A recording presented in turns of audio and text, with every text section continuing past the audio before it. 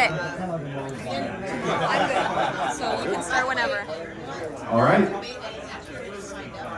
Ladies and gentlemen, we saved the best Q&A for last. Tomorrow night, as a heads up for all of you, you are all going to be speaking. Tomorrow evening, we're going to ask for everyone to share your biggest takeaways from this summit. But I really am thrilled that the final Q&A that we're having on the second to last night, the penultimate night, is with the indomitable John Mackey. And John, I think most everyone here, even if they haven't met you before this summit, know of you. They know generally what your story is. Hopefully they've read the whole story that came out last year, which you gave us a teaser on before. But I know this is going to be a bit of a challenge. It's over 400 pages, but in 60 or 90 seconds, can you summarize your journey from LSD trip in your 20s to where you are now? Because I want to spend the rest of this talking about what's coming up in the future. No.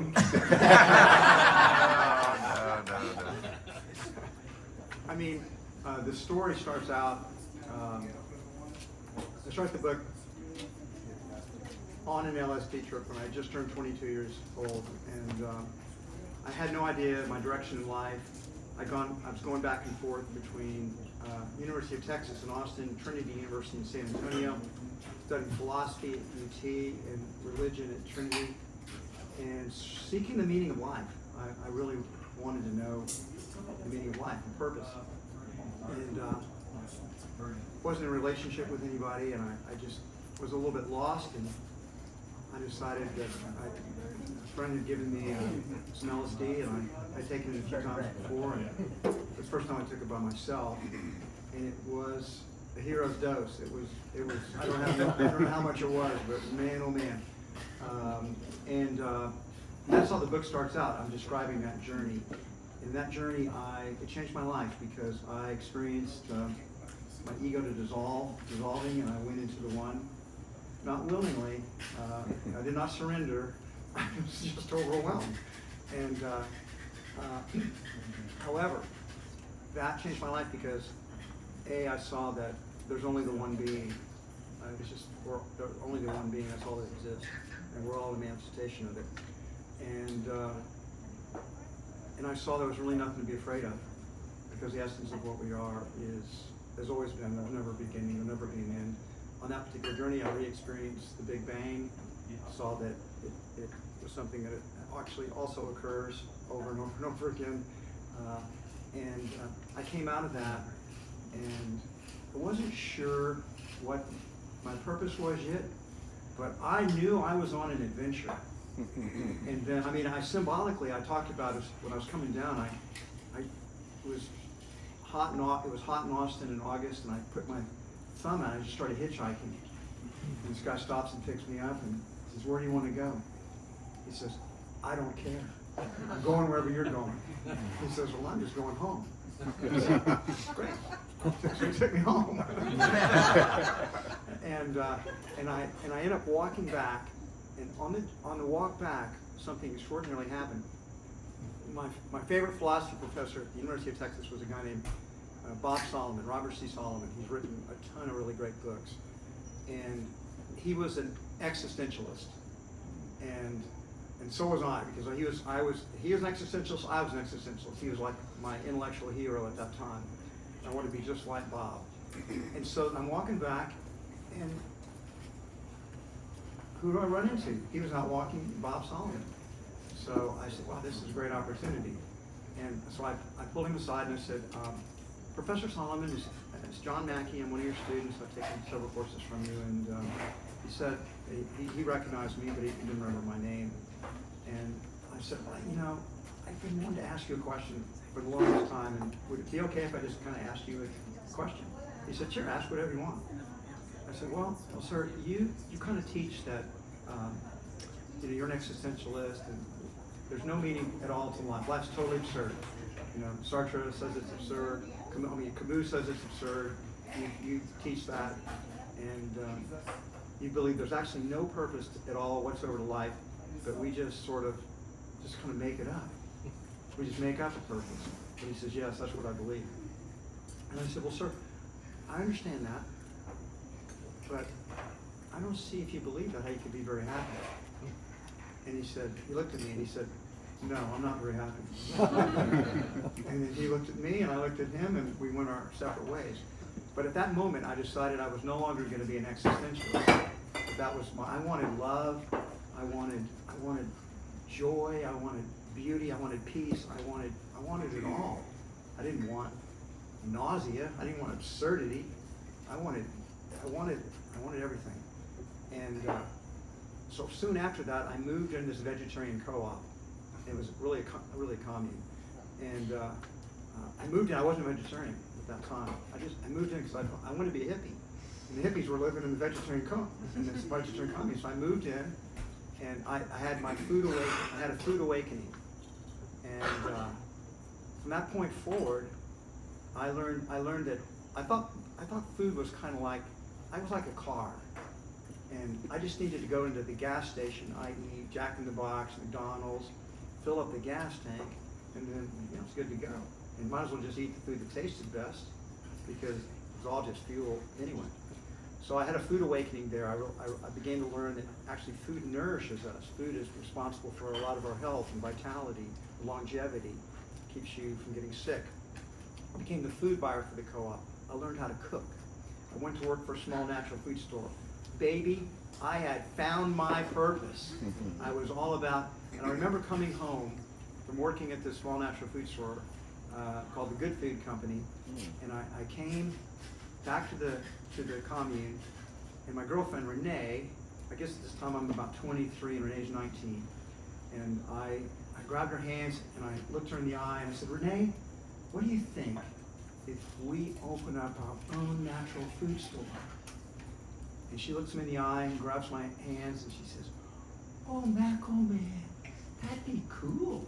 Let's do it. And so we did. And if she had said that was a stupid idea, what do we know about this? We shouldn't do this. That's nuts. Whole Foods may never have happened. But she said yes, and we went and created it. And so that's the introduction to the book, Finding My Purpose. And it's more than 90 seconds, and I only got you to 1978. It's a great teaser for anyone who hasn't bought or read the book to go and get the whole story after this. I've learned a whole lot from you over the years, John, and one of the things that you told me before when I asked you the question, what's your favorite project that you've worked on or business that you've worked on? And I was really blown away by your answer, which was, it's always the latest project that you are working on that is your favorite. And I would love for you to expand upon that for everyone.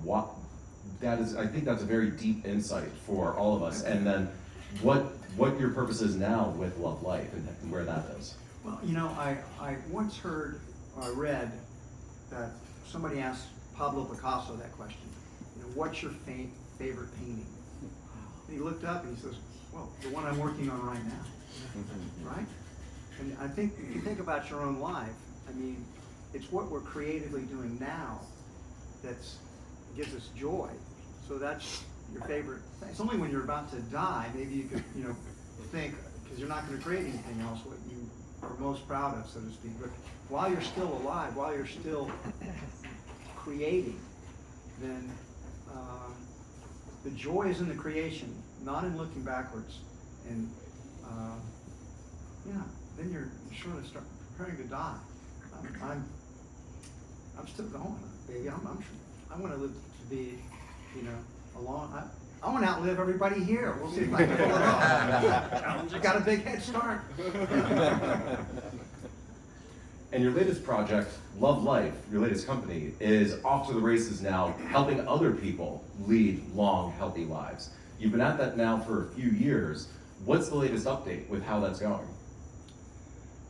Well, every acquisition we've done has failed. We have to write them off. And I'm back in startup mode. And when you run a big corporation and you've got all these, I remember now, startup mode is about getting to even about break even. We've got a burn rate, for God's sake. And it's mostly my capital being burned.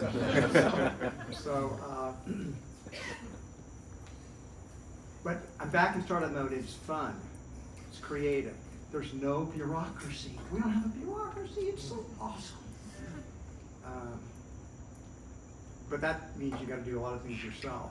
So that's not as awesome. But so how's it going? So the mistakes we've made are frustrating because we acquired a online diabetes company. I thought it was a great idea. They were profitable when we bought them.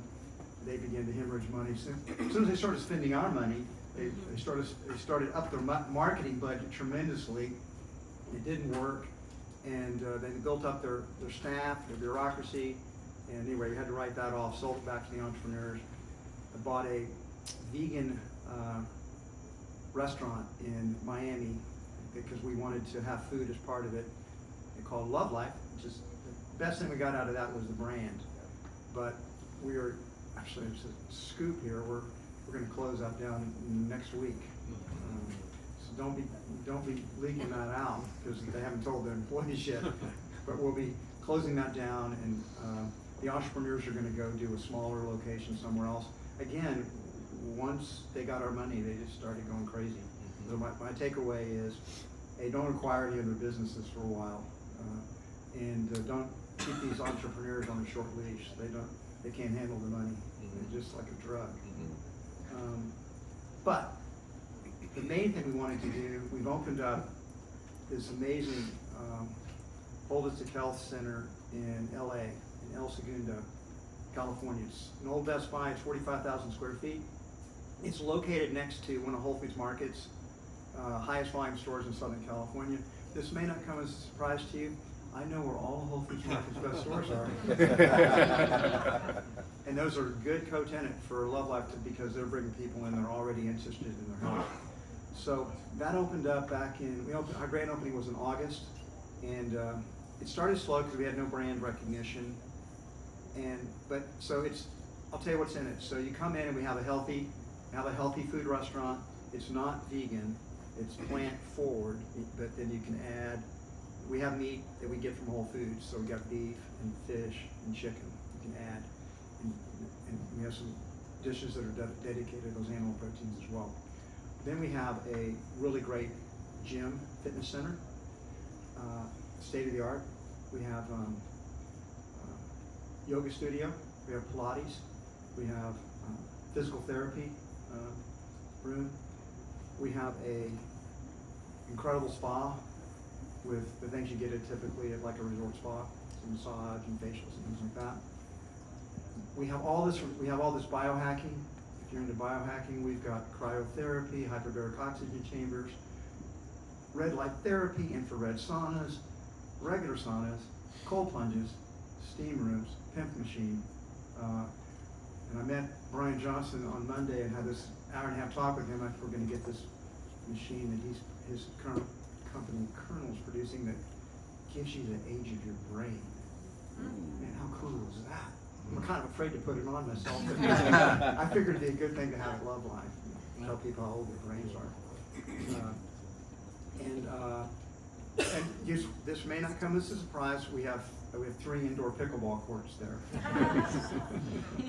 And then we have, but the real thing is we have a medical center. So the way I try to explain what's wrong with healthcare in America, somebody said sick care, that's accurate. It's even worse than that. So I'll ask a rhetorical question. When do you hire a plumber? Proactively, before you have a problem. Nobody hires a plumber before they have a problem. They hire a plumber when the pipes break. And that's how we hire doctors. We hire doctors when something's broken. And today, that might have been a good solution when we were dying of infectious diseases, but that's not what kills people today. Chronic diseases are what kills people. The number 1 killer is? Heart attacks, that's correct. What's my number 2? Cancer, yes. And we go down the list. It takes a while before you get to an infectious disease, and that really influenza is down the list, like number 6, something like that. So We have, Americans now are 74% of Americans are overweight and 43% are obese. So our philosophy is we want our members to come in and get tested. We're going to have a whole battery of tests. But the amazing thing is we have technologies today that are extremely amazing at giving you an accurate portrayal of where you are. So deep blood tests, but then you can also we're going to do DEXA scans. We can do early cancer detections. We can do VO2 max. We can check for your genetics, which is very important to know what your genetics are, because that tells you what disease you're probably most vulnerable to, so you can be proactive with it. And then we have two doctors that are two primary healthcare physicians, and our idea is to become your doctor. But then first we test you, and then we're going to create a plan for you to become the healthiest version of yourself, physically, emotionally, and spiritually. Because to truly be healthy, it can't just be the body. It has to be the emotions, the mind, and the heart, and the spirit. And then we're going to track you.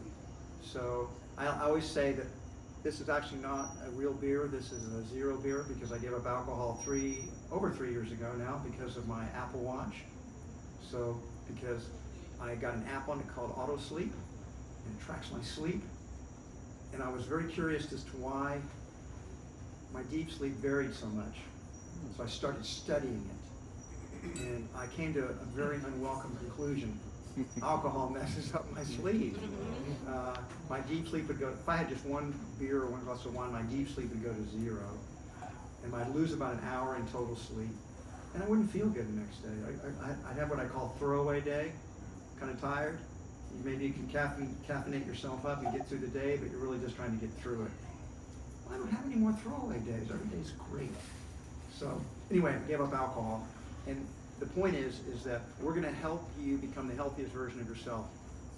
And we're going to track you, and then we're going to transform you. So test, treat, track, transform. That is the Love Life methodology. And so we're going to be doing, we have all kinds of other biohacks as well. And so it's very hard for most people to change their diet, lifestyle. Americans want magic pills. I can't speak for anybody else, but Americans want a little magic pill like Ozempic or human growth hormone or something that will fix all their problems. And it's the snake oil salesmen are still with us. So anyway, that's kind of what Love Life's about. I'm very excited about it. It's reached takeoff point because when people first came in, it was like, this looks really cool. How come nobody's here? It's like, what do they know? I don't know. But now we've built up a critical mass of people. We got influencers like Vince Vaughn is a member of Love Life, and he's promoting it. His whole family joined our medical optimized program. Plus, he's brought in a dozen other people. So the snowball has taken off. It's growing really rapidly, and a year from now, that should be quite profitable for us. So that's kind of the overview of Love Life. Next up, we don't have a location, but we'll be in Austin, our second location. Yeah. And the vision is we're going to have hundreds of these locations around the country. And just like Whole Foods, everybody copied Whole Foods. As Love Life proves its business model out, we'll have lots of imitators and lots of copycats. And our healthcare system will change in the next 20 years. Also, AI is going to be heavily involved in that as well. The AI will be assisting the doctors in many cases, and doctors probably will not start making diagnoses without running things through AI. Anyway, that's a longer version, but I've had so many people ask me about it. I thought I could get it all out here today, and I don't have to keep telling that story over and over. What you're doing with Love Life, I think, is so valuable, and I'm so excited about where that's going. But I also want to go back to what you said at the start of answering that question and just express appreciation for you sharing the challenges and some of the failures along the way with this. It's something that, again, like I said to Richard Branson, I think a lot of people here in this room see how successful you've been, John, want to be you in a lot of ways, and think that in your position, nothing goes wrong, or it's tough to talk about these things. And you actually being willing to share what is going wrong set such a positive example for everyone else, and it's something I've seen you do a lot over the years. Well, you know, one of the things that I'm really into is long distance backpacking. That's kind of a real passion for mine. I've done really hiked tens of thousands of miles all around this country. Appalachian Trail twice, doing the third time now right now. Pacific Crest Trail, Colorado Trail, Ozark Highlands Trail, Ouachita Trail, many, many others, and around Europe as well. You know what happens if you are going the wrong direction? Men are stupid enough that we think we'll just keep going forward. I learned the hard way, if you're going the wrong direction, admit it and turn around and go back to where you made the wrong turn. Start over again. And in business, you're going to make some wrong turns. And you can't let your ego get in the way of admitting your mistakes. Otherwise, you're going to fail. So, Richard Branson said it on the first night, right? Richard said, if you're not having any failures, well, you're playing it too safe. And you know, Elon Musk, who is one of my entrepreneurial heroes, did you know it? You probably heard this. Some of you have heard this. SpaceX, when one of the rockets blows up, they celebrate it. You know why? Because they're constantly testing. They're constantly finding out what the limits that they can get away with are. And when the ship blows up, guess what? They went past the limit, right? So then they've learned a lesson. So you learn your lessons from your mistakes, and then you iterate and innovate, and that's how the world makes progress. Well, I get to ask you questions a lot, John. So let's see what questions we have from everyone here. I think we've got a microphone to go around. Yep, I think Saul has one. What happened to Renee, and do you still give her a call and hug her every now and then? It's such a great question, and I've stayed in touch with Renee. She lives in Taos, New Mexico. However, for this book, I really wanted Renee to interview for the book, right? And she did not respond to my emails. Her husband didn't respond. But phone messages, and nothing ever happened. I sent a book to her, finished book, nothing ever happened. So I think I would have heard if she died. So I couldn't figure out why she was ghosting me. But I think my wife figured it out. She said, you know, John, something has probably happened to her health-wise. Maybe she's got dementia or Alzheimer's or some other one of the neurological diseases that can be, you know, Parkinson's or something like that. So, and she just doesn't want to have any contact for whatever reasons. So I don't know. So I stayed in touch with her until about 5 years ago, and then we started working on the book 3 years ago and tried to make contact. We just couldn't get hold of her. So the long answer to your question is I'm not sure, but I really love Renee. She's one of the great loves of my life. And once I love you, I always love you. I think the concept of love life is absolutely fascinating, and it's much needed and long overdue. I'm wondering, where do pharmaceuticals play into the greater picture of love life? Well, that's a question the doctor should answer, not me. In general, this society is very over-medicated. The pharmaceutical industry is, it does all the continuing education junkets for the doctors. They make the donations to the medical schools. One of my friends told me that, did you know that big pharma is the biggest advertiser on television? Yep. You've heard that, right? Can you remember the name of any of the drugs that they advertise? My but most of them we can't remember. They just always say, ask your doctor, they're on the take, ask the doctor, But it's really their buying influence. They don't get much criticism in the media because that's their leverage point, right? It's like you can't make a movie in Hollywood that's critical of China because China's such a big market. And if you're critical of China, then they won't show that. So you don't. So we're still picking on the Nazis.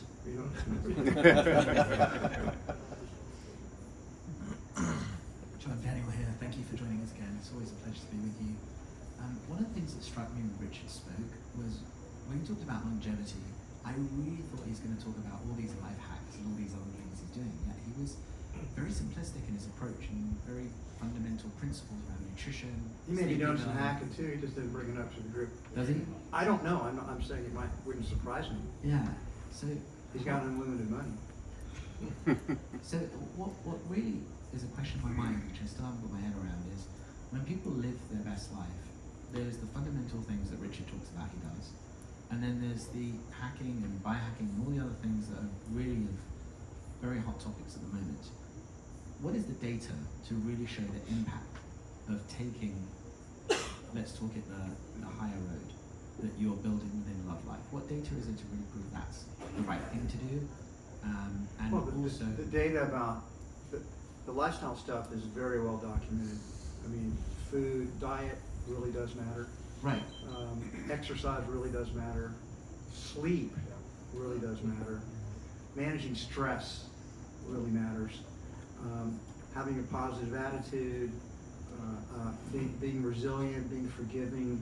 These things are well documented in the literature. so then if you take it to the next level, you do red light therapy, or you do all these other things, that's what I'm trying to understand. How much of an impact did those things have relative to what you just highlighted? Almost all the biohacks have some information, some support for them. A lot of it's anecdotal, because it's very hard to do long-term controlled studies about anything, really. The reality is epidemiology it's even though it's always trashed by the people that don't like what epidemiology tells us. The epidemiology indicates that eating a whole foods, plant-based diet overall is the healthiest diet. But because people don't want to live that way, they're constantly trashing epidemiology because they don't like what that's telling them. Right. So then you go on the internet and you've got all these crazy diets that are on the internet and people all saying, I just switched to this and my life completely changed. But the long-term effects oftentimes aren't made clear. So I don't know the answer to red light therapy, other than there's some evidence for it. There's a lot of anecdotal evidence, but I'm not an authority on it. Or cryotherapy. We do know that, I give you the evidence for doing cold plunges or cryotherapy. When the body is strongly stimulated, it makes a response to that stimulation, and it makes the body stronger. And that's why things like cold plunges really, right? Take the cold shower or whatever, but that shock to the body stimulates the immune system, and that's why it apparently is a good hack. I don't want to talk about the biohacking because I really think that's what people want to talk about, but it's really about the most important things are the dietary and lifestyle. You're going to get the most bang out of your buck for that stuff. And anything else that comes along and helps, good, add it on. It's not a substitute. John, thank you for telling that story about Love Life. I think you're working on something really impactful that's about to have a really big impact on all By the way, of us. we're going to launch a national program here in the next couple of months, so where we can have a lot of blood tests and having doctors and AI interpret it. So even if you don't live in LA, a chance to join up. But we haven't announced it in a couple of months. I live in New York and I'm definitely going to sign up. And my question is kind of a little bit of a follow-up to the previous question. So what I'm wondering is, when you're growing and you've built something very, very big, right? As people sign up for this and you get a lot of data, do you think it's possible that is it possible? Do you think it is possible that you could do something like A/B testing or multivariate testing, where you're kind of looking at a group with different vitamin D levels, and you could actually answer some of these questions on a population scale? Great question. Certainly our intention, if we continue to grow, and if we have national memberships, we start opening up more centers, we are going to collect a lot of data.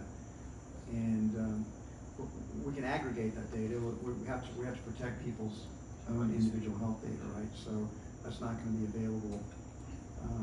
But you know what, we've already talked a lot about AI here, so AI is going to be able to take this data and sort through it, and there'll be a lot of interesting things that we learn from that. So I guess the answer is yes.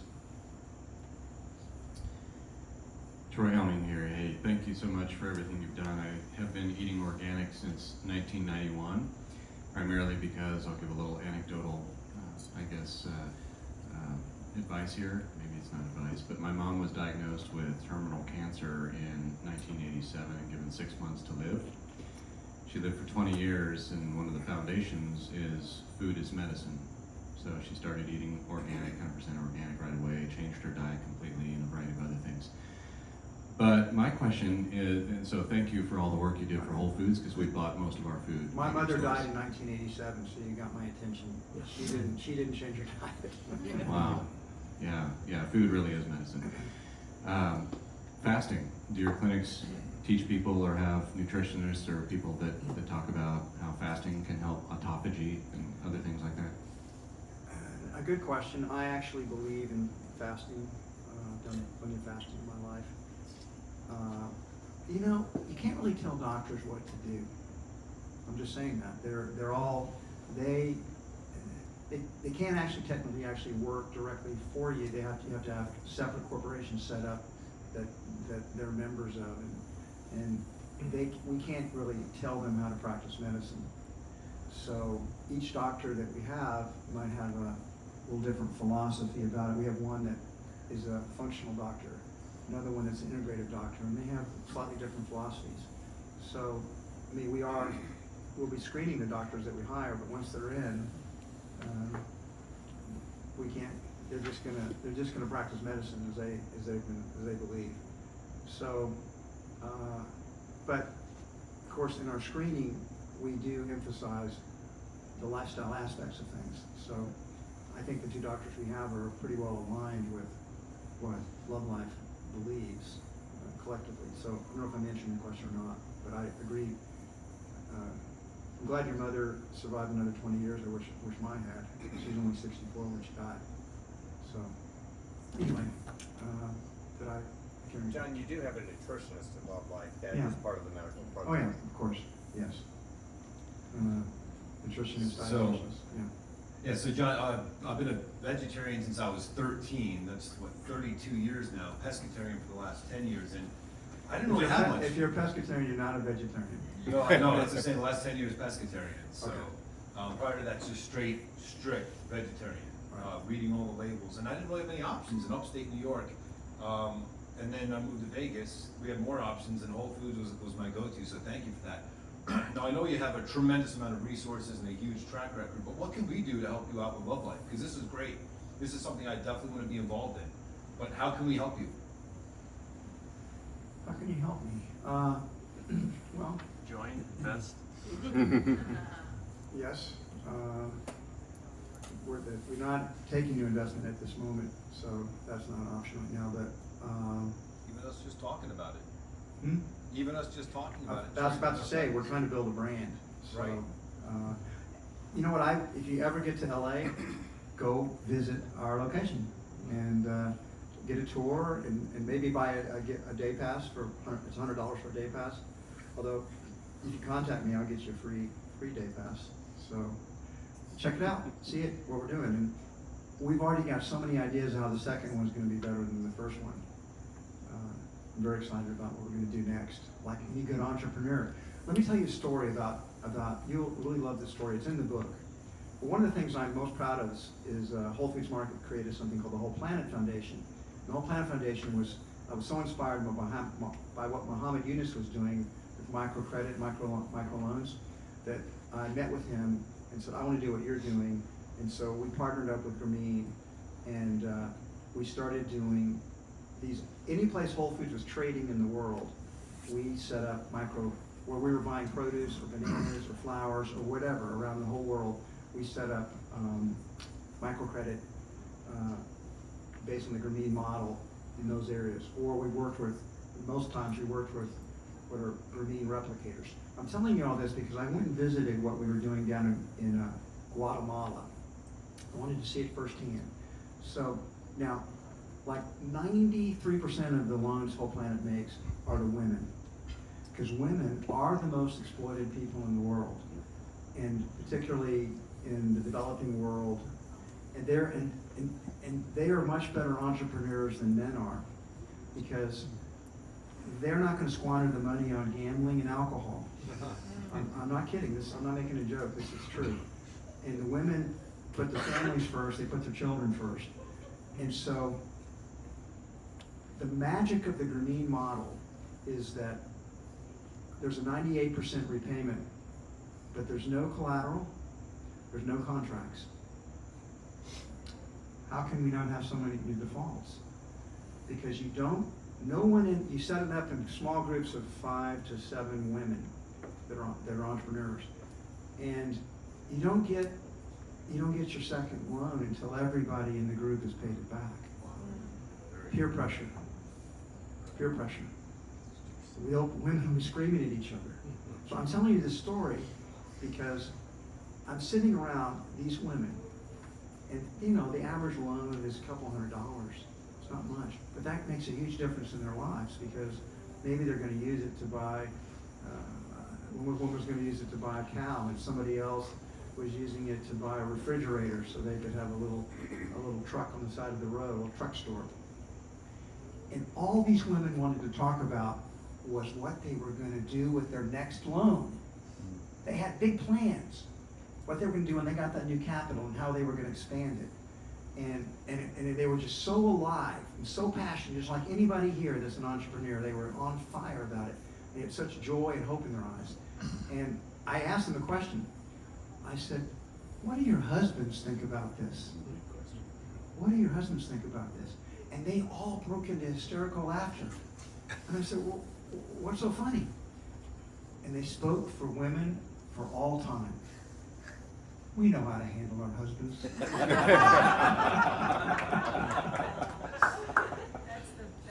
But I wish you could have seen the faces of these women. And I think that's the magic of being an entrepreneur, right?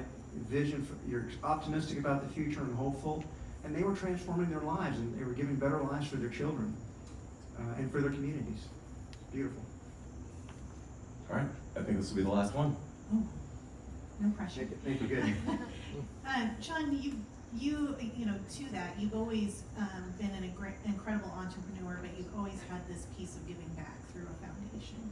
I'm curious, when we think about the country, the U.S., 60% of the households make $100,000 or less, and what you're doing with Love Life. 40% make 100,000 or more. I think. Yes. Let's Yeah, on the that's sunny true. side of things. No, that's true. But I'm thinking, what you're doing with Love Life, how can we expand that to be something that can be accessible to everybody? And I'm not putting it on you, but I'm wondering if you have a thought around what would that look like if everybody could have that kind of accessibility? That's one of my, not saying anything, but it's one of my least favorite questions. Oh, I'm sorry. No, because I'm asked that all the time. And so, what I generally say is something like this. Number one, I don't even know if I've got a viable business yet. Yeah, People are already asking me how I'm going to help poor people. I don't know if the business is going to work. I said, I think we'll be, at the end of the year, we'll be getting to EBITDA positivity. That's if we keep growing like we've been growing, but there's no guarantees about that. So first we have to survive. Before I start redistributing the income, I have to have something, I have to have income. Number two, why do I have to solve that problem? Generally the people that, I'm not saying you, but when I get asked that question, they're asking, what are you going to do about this? And my general response is, what are you going to do about it? I already am doing something. You're not doing anything except kind of point, I'm saying again to you, but pointing a finger at me and saying, how am I going to solve this problem? And it's like, I don't know. But here's the thing. Entrepreneurs can solve problems. And if you feel like that's a serious problem, what's going to happen is, if Love Life is highly successful, we're going to get lots of imitators. They're going to copy us. Somebody's going to say, well, we should do this on a budget and do it. Clearly, we are appealing to people with more disposable income because insurance isn't covering this stuff, right? What will happen over time is that there'll be pressures put the government always lags. The entrepreneurs race ahead, but eventually the model will change because it's just by the way, I didn't tell you this story, so this is the last question, we gotta eat, but the thing that inspired me to want to do this was Whole Foods Market. We were self-insured. That meant that most big corporations do their own health insurance. And so, you know, United Healthcare might have been an administrator, or Aetna was an administrator, and there might be a reinsurer that kicks in if somebody goes over $1 million. But in general, we were paying all the healthcare costs. And when we studied our team members, 10% of our team members spent 90% of our healthcare dollars. 90%, I mean, most of the people didn't spend anything, right? So we began to think, what if we target these 10% and make interventions in their lives so that they don't get heart disease, they don't get cancer, that we can help them lose weight, because so many other diseases like type 2 diabetes come from being overweight, correct autoimmune diseases, things like that. So we started to do that, and we set up a program we called the Total Health Immersion, and we sent, when I left, we'd done about 5,000 people gone through the program. And it was a week-long program. And I would go around touring our stores, and I'd always have people coming up to me, hugging me, and saying, you know, John, this changed my life. I mean, I was gonna die. I'm gonna see my children grow up. I'm gonna have grandchildren. I'm so grateful. They'd be breaking into tears and tell me their stories. So I realized, oh my God, this is amazing. And you know what I also learned? The human body is incredibly resilient. When we stop poisoning it and begin to nourish it and take care of it, it recovers very quickly. We saw, I don't know, hundreds of people lose over 100 pounds in less than a year. Have their lives completely changed. But there was one problem: recidivism. Even when people would completely cure themselves and heal themselves, the food addictions are so great. It's like sending an alcoholic to rehab. They may get clean, they may be sober when they come back 90 days later, but if they start hanging out with the same friends they were hanging out with before and doing the things they were doing before, they're going to be off the wagon in no time. And you have all these enablers that don't want people to succeed. And food addictions are just as powerful as any other addiction, maybe more powerful than most, because people aren't even conscious of it. They'd rather die than change the way they eat. So I realized if we created a community of people that love life, then the people can make permanent changes, because it'd be in a supporting group of people that are all trying to be the healthiest version of themselves. Initially, it's all about the early adopters. It's people that are already interested in their health. They want to take it to the next level. But what will happen over time, as the word gets out, my gosh, I had this friend of mine join Love Life who had type 2 diabetes, and he was cured in 30 days. He now lost 75 pounds in the last 6 months. It's incredible. If that word gets out, then we'll start getting the people that really need us the most to come in. So that's a long answer to your question. So that'll be the last one. So let's eat.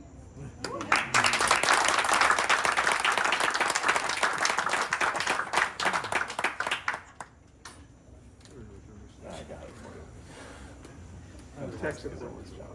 Thank you.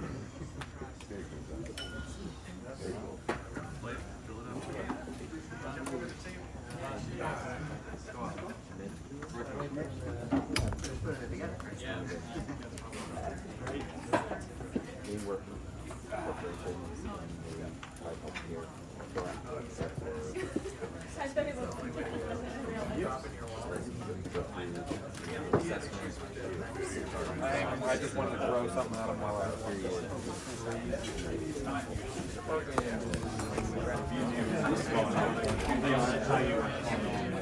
Because I want to know more about how I can help